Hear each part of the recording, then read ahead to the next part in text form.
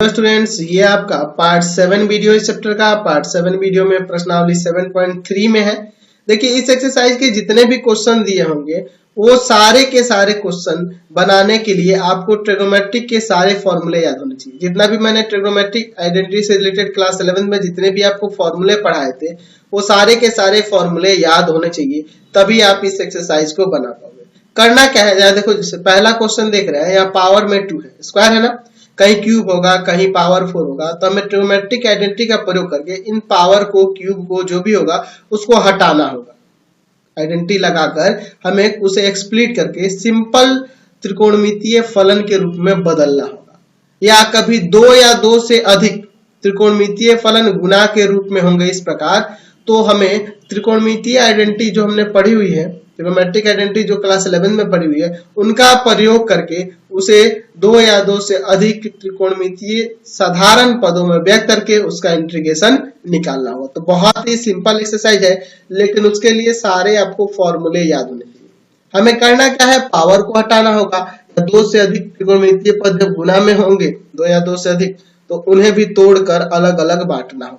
अब कैसे करेंगे, तो इसके लिए आपको सारे फॉर्मूले याद करने होंगे। चलिए पहला क्वेश्चन से शुरू करते हैं। देखिए क्वेश्चन में कह रहा है कि 1 से 22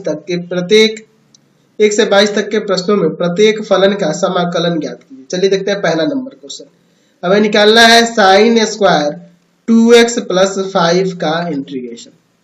देखिए मुझे ये स्क्वायर हटाना है, तो मुझे पता है कि 2 साइन स्क्वायर x का फॉर्मूला आता है, इसलिए 2 से गुना और 2 से भाग कर दूंगा। 2 से गुना 2 से भाग इसलिए मैं कर रहा हूं क्योंकि मैंने आपको फॉर्मूला पढ़ा रखा है 2 साइन स्क्वायर थीटा का, या 2 साइन स्क्वायर a लिख सकते हैं। ठीक है, क्या होता है फॉर्मूला, 1 माइनस कॉस 2 थीटा। ठीक है, यानी हो जाएगा 1/2 इंटीग्रेशन क्या आ जाएगा, 1 minus cos 2 into 2x plus 5। समझ में आया ना। अब इसका इंटीग्रेशन कर देंगे, उससे पहले यहाँ पे इंटू कर देते हैं।